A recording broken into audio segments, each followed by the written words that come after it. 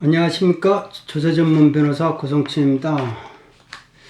오늘은 종부세 강화가 가야 될 방향이지만은 속도 조절이 꼭 필요하다라는 점에서 말씀드리고자 합니다. 경기가 안 좋다고들 합니다. 그런데 이런 상황에서 부동산 가격을 잡는 것은 좋은데 잡으려고 하다가 부동산 시장이 죽어버리면 안 된다. 그렇게 돼버리면은 대출받아 1주택을 가지고 있는 사람들의 그 집값이 반토막 돼버리면 어떻게 되겠습니까? 서민이나 중산층이 무너지겠죠. 피해를 입겠죠. 그러니까 종부세 강화가 보유세 강화가 가야 될 방향이지만은 급진적으로 하면 안 된다. 속도 조절이 꼭 필요하다. 죽일 정도로 하면 안 된다. 그러니까 부자는 강화를 해서 매물로 내고끔 할 수는 있어도 그 사람들이 죽지는 않아요. 그런데 서민이나 중산층까지도 어렵게 만들어버리면 이거는 안 된다. 그러니까 1세대 1주택 이거는 함부로 건드리는 건 아니다. 거기까지 건드리려고 하는 게 있는데 그거는 함부로 건드린 게 아니다.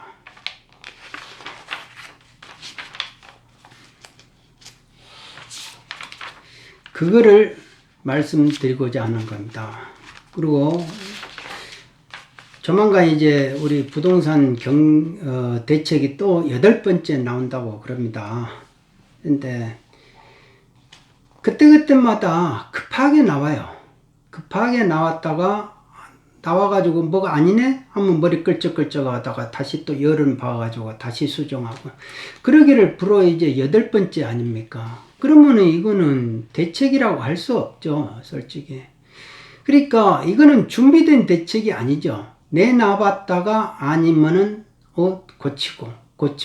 그런 식으로 한 국가를 운영하는 사람들이 그 정도 수준이면 제가 볼 때는 이건 뭐가 문제 있는 거 아닙니까?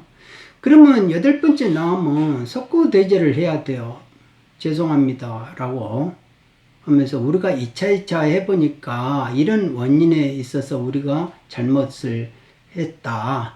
그래서 집값이 더 올라갔고 이거를 조정을 못했다. 그러니까 이런 대안을 내놓고 싶다 라고 말을 해야 되는 게 순서인데 그러지는 않을 것 같고. 왜? 또 추석 민심을 보고 이렇게 여론 동향 보기 위해서 이렇게 조급하게 내놓은 거니까. 그러니까 이거는 안 봐도 그냥 또 꽝이다. 또 실패할 확률이 크다.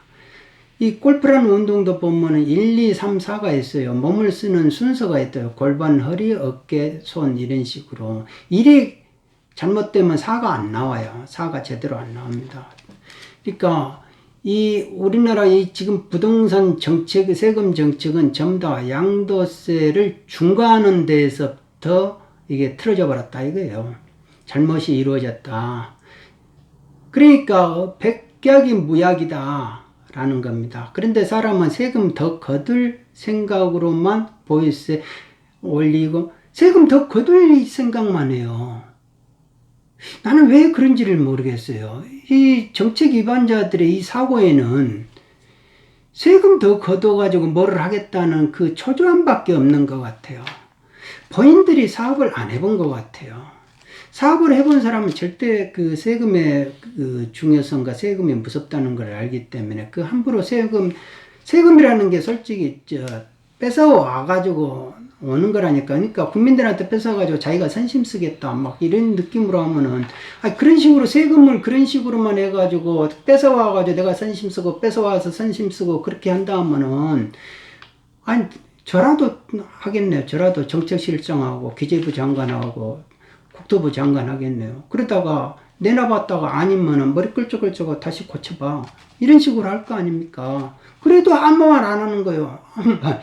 이렇게 되면 이게 나라냐 하면서 언론들이 막 뭐가 들고 일어나야 되는 거 아닙니까? 그런데 잠잠하고 무조건 집값만 지금 뭐 폭등돼 가지고 난리 났다. 그런데 집값 폭등의 주범은 제가 볼 때는 정부라니까요.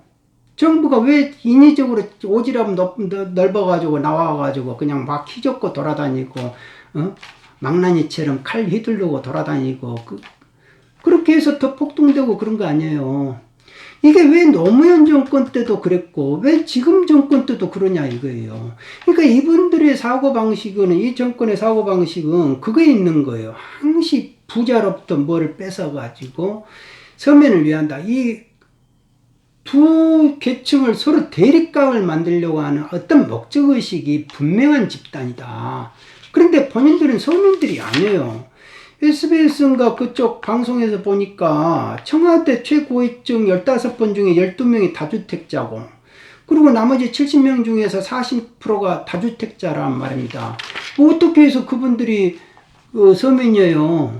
아니잖아요. 기득권자랍니다. 기득권자가 어떻게 해서 서민 위한다고 자꾸 그런 소리를 하냐. 그 사람은 본인은 그런 생각을 하더라도 그 가족이 그걸 용납을 못하죠. 그 친구들이 용납을 못한다 이거예요. 왜? 다 자산가로 네트워크 하면서 그 공직을 산 사람들 아닙니까? 이미 국회의원이 됐다는 그 자체는 기득권자예요. 기득권 도대체 국회의원 중에서 그러면 1주택자, 무주택자 몇 명인지 한번 퍼센트 확인해 보자 이겁니다. 그러니까 함부로 이렇게 서민을 위한다고 해가지고 부자를 적대시하고, 부자가 가진 소득, 다주택자가 가진 그 사람들도 머리 싸면서 열심히 하고 머리 궁리해가지고 번 돈 아닙니까? 그러면 그런 걸 자본소득으로 봐줘야지. 그걸 왜 불로소득으로 봐가지고 그걸 뺏어낸다고 생각을 해? 국가가 그럴 권리가 어디 있어요? 예? 지금이 공산국가입니까? 아니잖아요. 그러니까 평등사회잖아요. 다른 거는 다르게 인정을 해줘야 되는 거 아닙니까? 예. 그러니까 함부로 이렇게 시류에 타가지고 조급하게 정책을 내놓는다. 이거는 절대 금물이다. 그리고 어떤 목적의식을 가지고 부동산 집값을 인위적으로 자꾸 이렇게 오히려 내리는 걸 원하지 않고 이렇게 뭔가 부동산 폭등이 된다는 그거를 즐기는 것 같아요. 이 정권은. 제가 볼 때는. 부동산 집값을 진짜 내려야 된다고 하면 양도세를 거래세로 바꿔버리면 된다니까요. 일단 그 양도 관련 규제를 다 풀어야 된다. 근데 왜 그거를 안 풀고 자꾸 세금을 더 거두고 이런 미봉책으로 가려고 하느냐. 근본적인 것부터 해결해야지. 일이 해결돼야 2, 3, 4가 된다 이거예요. 기승전결이 이루어지고, 그 결이라는 거는 서로가 다 같이 부자든 서민이든지 다 같이 공존하고 잘 사는 그 사회가 돼야 된다. 그게 결 아닙니까? 그런 사회를 만들기 위해서 정권을 잡고 일을 하는 거 아니에요? 근데 왜 대립을 시키고 서민하고 부자를 자꾸 이런 식으로, 그거 개념이 있어요? 자가 있고 우가 있냐고요. 네? 그러니까 자꾸 왜 대립각으로 이분법적으로 이렇게 세상을 보면 안 된다. 그런 시각으로 정책을 펴면 100% 꽝이다 이겁니다. 이번 대책은 좀 숙고 좀 하셔가지고 충분히 검토 좀 해가지고 시간에 쫓겨가지고 그렇게 하지 마시라 이런 거를 한번 제안을 해 봅니다.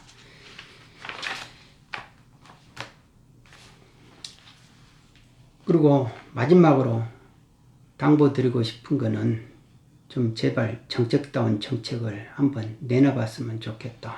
그런 정책을 한번 봤으면 좋겠다. 그런 거를 말씀드리고자 합니다. 이상입니다.